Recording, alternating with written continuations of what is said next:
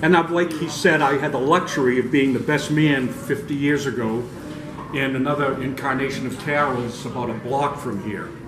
So it is distinctly an honor to be back for a second bite of the apple, so to speak.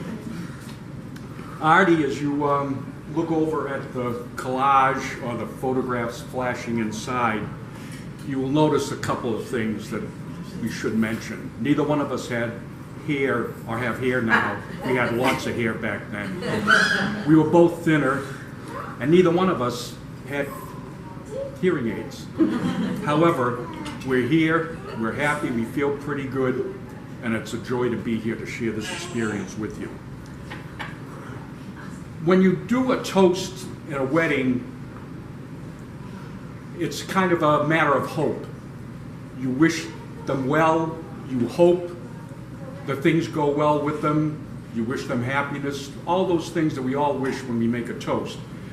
And we also know on the other side, life throws some curves at you. You never know really what's coming along. It might be good, it might not. You just have to hope for the best.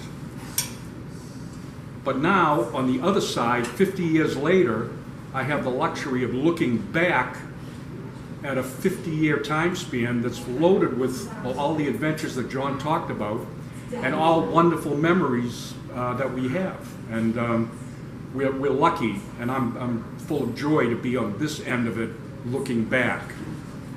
And I want to tell you about a few of those. I'll try to keep it under 2 hours. I look at our lives together in segments. Maybe eras is a good word. We had our hilltop era. You all remember the hilltop. We would, as very young kids, we would go there often. And we didn't mind waiting in the long line as it snaked along because we were with friends, we were laughing, we were having a good time. And the whole experience was great. We would have the dinner. They never disappointed us. And that was fine for us. We enjoyed it. Then we kind of graduated to the Greek restaurant called the Acropolis. I don't remember how we found the Acropolis, but we did. And it was our go-to place. It was our place to celebrate, to commiserate when things weren't going right. We got to know the waiters, the owner. Sometimes when they closed at night, we would stay there and have parties. And that era was a great era for us. Eventually they closed, and we were very sad, very disappointed because that place meant so much to us.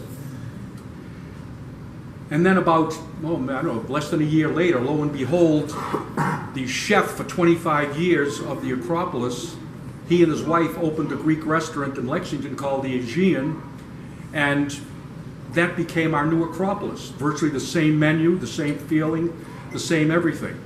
So when you hear throughout your life that you can never go back, don't believe it. Sometimes you can go back.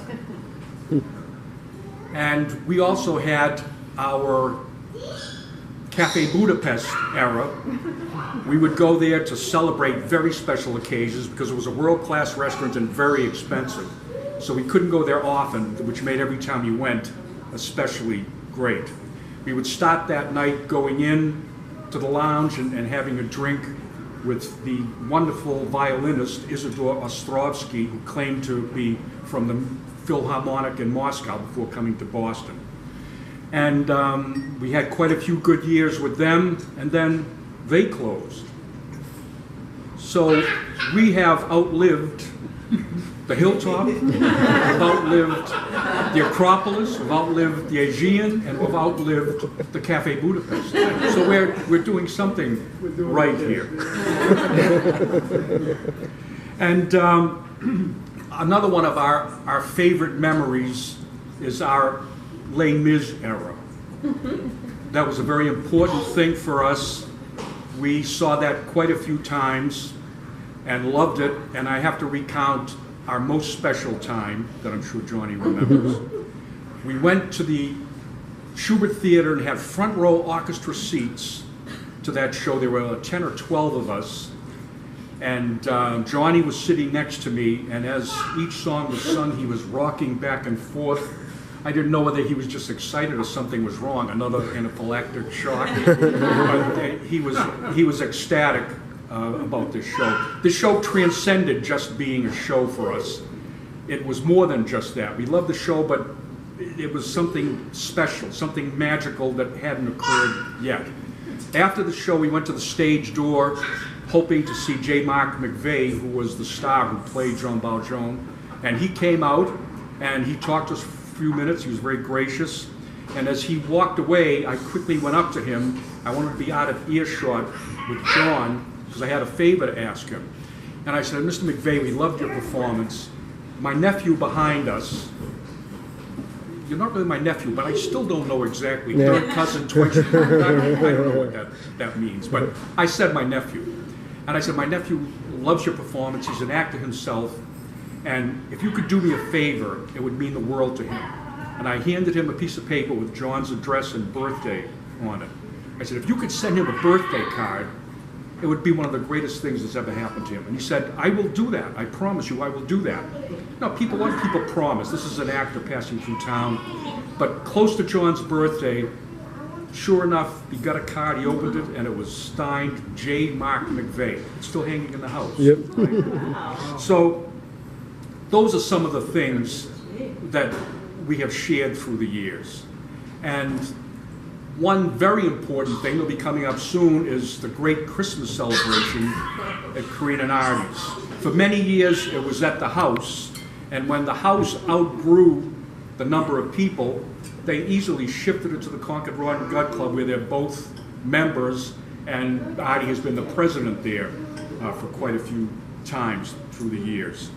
And that's, I think, my favorite day of the year. It's a real Merry Christmas situation. Joel and Marge come down from New Hampshire. Rick and the kids and Kathy come up from New Jersey. We all converge on this place, and it's a very special day, and I cherish it and look forward to it in just a couple of months. So, Corinne and Artty, I want to thank you for taking me along on this ride. You have enchanted us. You have enlightened us. You have been a great help to everyone in your orbit through your 50 years. And I know I saw Johnny speaking to Maury when he first came in, I think trying to set up the 75th. So I hope all of you will be here for that. And we'll have a corner for all of our walkers, and we'll have a nice celebration. But I've really enjoyed this way to look back in certainty rather than look forward with a question mark. So we had a lot of good times, a lot of good memories. You're wonderful people. I love you. And I'm glad I was part of this terrific trip. Congratulations.